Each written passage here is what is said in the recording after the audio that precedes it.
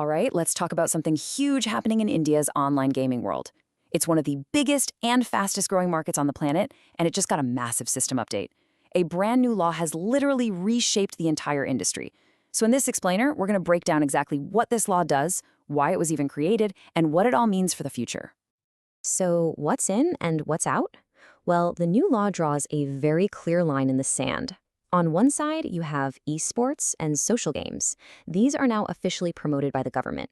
But on the other side, games that involve staking money, like fantasy sports, poker, and rummy, they're now completely banned. This simple divide is really the core of this entire massive shift. The law making all this happen is officially called the Promotion and Regulation of Online Gaming Act 2025. And make no mistake, this is a truly pivotal moment for one of India's most dynamic and, frankly, chaotic digital sectors. Okay, but that raises a massive question, right? Why do this? Why such a drastic move? To really get why the government felt it had to step in so forcefully, we need to understand the sheer scale of the problem they were trying to fix. Let's just start with this number, 45 crore. That's 450 million people. This is the estimated number of people in India who were losing money in these online games. The scale is it's almost impossible to wrap your head around. And what does that look like in terms of actual money lost? A jaw-dropping 20,000 crore rupees. And that's not a one-time thing. That's how much was being lost by players every single year. We're talking about a massive, ongoing drain on people's finances all across the country. And look, the government wasn't pulling any punches. They didn't just see this as a financial issue. The Electronics and IT Minister Ashwani Vaishnaw, speaking in Parliament, flat out called it a public health menace. That language elevates it from a regulatory problem to a genuine societal crisis. You see, it was never just about one thing. The government laid out a whole list of reasons for the ban.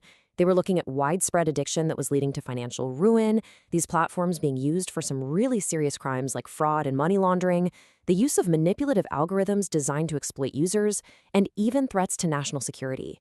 It was a perfect storm. So, with a problem this complex, what was the solution? Well, they didn't just bring down a hammer on the whole industry. Instead, they went with this really smart two-pronged approach. Basically, they decided to shut down the bad while actively building up the good. First up on the good list, esports. The new act officially recognizes esports as a legitimate competitive sport, putting it right up there with traditional sports. The key here is that it's all about skill, it's about competition, and it's about rules, not just betting. And this isn't just some fancy title either. The government has a real game plan to turn India into a global esports powerhouse. This includes creating official guidelines for tournaments, setting up training academies and research hubs, and even rolling out incentive schemes to really fuel the growth of the sector. Then you've got the second category they're promoting, online social games. Just think of these as the games you play for fun, for recreation, or maybe to learn a new skill. The absolute key, the defining feature is simple. No staking of money with the hope of winning money back. And that brings us to the other side of the line, the category that is now completely off limits, online money games. The definition here is super broad and leaves absolutely no wiggle room. If you pay or stake money hoping to win money in return, it's an online money game, and it is now illegal. Simple as that. Okay, so you've got these new rules, but we all know rules are pretty useless without someone to enforce them, right? This brings us to how this new law is actually going to be policed. And believe me, the consequences for breaking it are serious. And here it is. Meet the new sheriff in town, the National Online Gaming Authority. This is a brand new federal body, and its sole purpose is to regulate the entire online gaming sector and make sure everybody is playing by the new rules. And this authority has real teeth. Its job is to officially categorize every single online game, to register the legitimate esports and social games, to enforce the rules, handle complaints from users like you and me, and even to advise the government on future policy. It's basically the command center for this whole new regulatory system. And when I say teeth, I really mean it. The penalties for breaking this law are severe. If you're caught offering a banned money game, you're looking at up to 3 years in jail and a fine of up to 1 crore rupees. Even just advertising one of these games can land you in serious trouble. And if you think you can get away with it more than once, think again. The law gets even tougher on repeat offenders. The penalties shoot up to 5 years in jail and a fine that can go as high as 2 crore rupees. The message here could not be clearer. The government is serious. So let's zoom out for a second. Why does all of this really matter? This is about way more than just banning a few apps. It's part of a much larger vision for what India's digital future, or digital Bharat, is supposed to look like. First, just look at the money involved.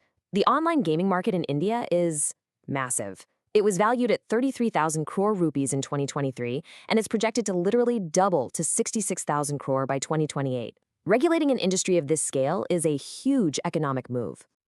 And the government's stated goals are really multi-layered. For young people, it's about protection from predatory apps. For families, it's about shielding them from the devastation of gambling addiction and debt. For India's digital economy, it's about creating a safe ecosystem where jobs and creativity can flourish. And for national security, it's about blocking these platforms from being misused for illegal activities. When you boil it all down, it comes back to this core philosophy about what technology should even be for. The vision is to make sure that technology leads to empowerment, not exploitation, that innovation is safe, ethical, and responsible, and that growth is inclusive and sustainable for everyone. Which leaves us with the big, final question, doesn't it? Will this new law successfully level up India's digital future by creating a safe and thriving ecosystem? Or is it simply game over for a huge segment of a multi-billion-dollar industry? Only time is going to tell.